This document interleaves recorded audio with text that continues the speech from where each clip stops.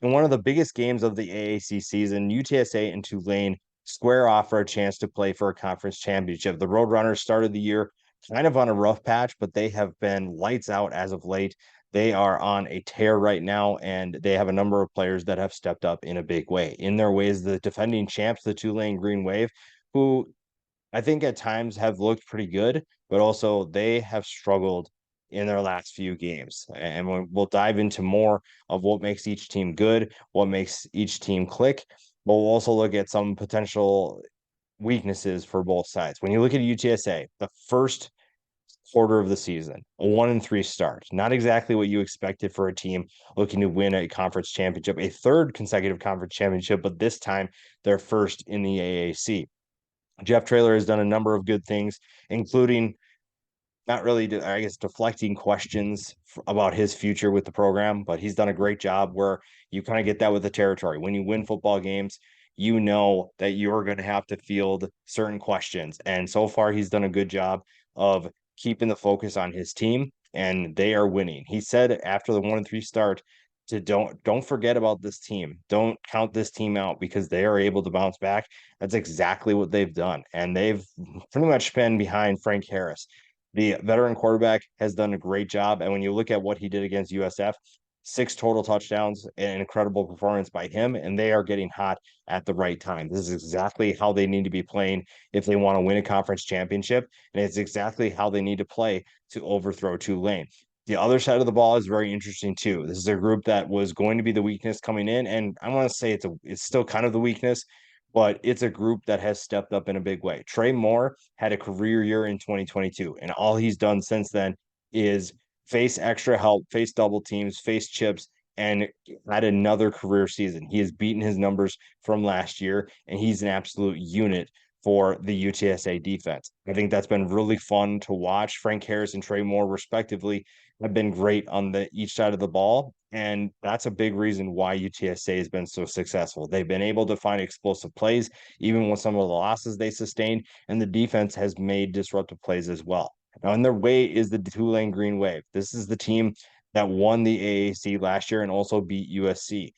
This is a team that plays really well defensively, and it feels like the offense is still kind of figuring out their footing. When you look at the last 5 games, beat FAU 24-8, not exactly a dominant performance. The week before that, they beat Tulsa by 2. Tulsa is terrible this year. I don't understand that. ECU, same thing. They win 13-10. So, and the Rice before that, Rice in North Texas, a little bit more impressive, 30-28, 35-28. And not the margin of victory is impressive, but the wins against those teams. This is not a good performance for a team looking to defend their crown. This is a team that's kind of stumbling into this game and not playing at a high level. I think that the defense is playing well, but the offense has a lot to prove. And it's been kind of up and down all year with Michael Pratt's health. That's probably affected that group. But I also know that this is a team capable of playing much better than they have. And this is a great opportunity to send a statement to the AAC because your reward for beating UTSA is playing SMU in the conference championship game. So you don't exactly get time to rest. You don't exactly get time to recover. You have to play at a high level, and then you have to do it again the next game you play.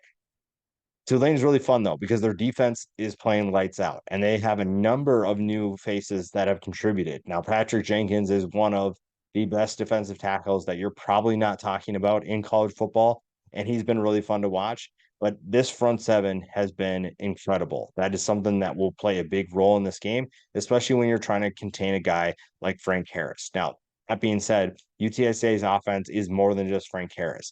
The rushing attack has been really fun to watch with Corian Barnes and Robert Henry. The wide receivers have stepped up in a big way. DeCorian Clark obviously hurt for the year. That hurts, but they have had guys step up in Devin McEwen, Joshua Cephas.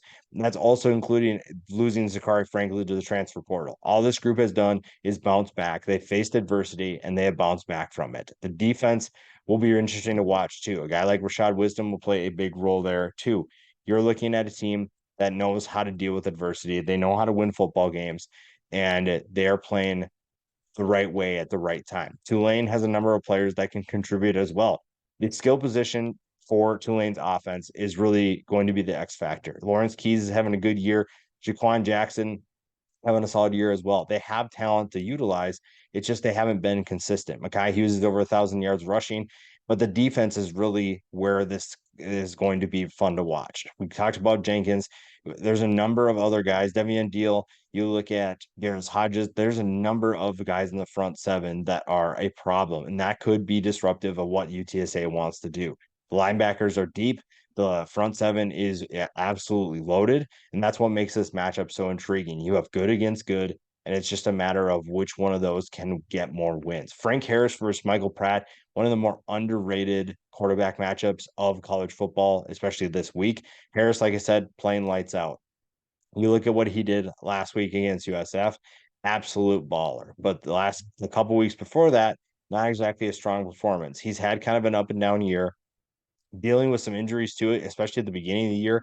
And now he's bounced back from that. That's really encouraging if you're a UTSA fan. And it's really promising if you like the Roadrunners to win this game. On the other side is Michael Pratt, a guy with a ton of big game experience. He has a championship under his belt already, and he has a win against USC in a New Year's Six Bowl. He knows what it takes to win big games. He knows what the spotlight looks like, and he's won in the ACC before. Frank Harris has not done that. So if you're looking for advantage, Michael Pratt has the experience there. Now, it doesn't come down just to one guy, but when you're looking at this game, Tulane, if their defense doesn't slow down this offense of UTSA, they're in trouble. And that's why I lean UTSA for the win here. You're looking at a team playing hot at the right time. You look at a team that's putting up points, they're playing really well. The only way that they don't win this game is if Tulane's defense steps up in a big way. And Tulane has the arsenal to be able to make that happen. They have the firepower to be able to slow down UTSA's offense. It's just a matter of doing it. Stopping Frank Harris is easier said than done. And right now, it feels like they are struggling more than they should be for a team that wants to win back-to-back AAC championships. So give me the Roadrunners. It's going to be a fun game either way, regardless of who wins. But it feels like UTSA is playing at the right time. And I don't know if Tulane has enough to slow them down.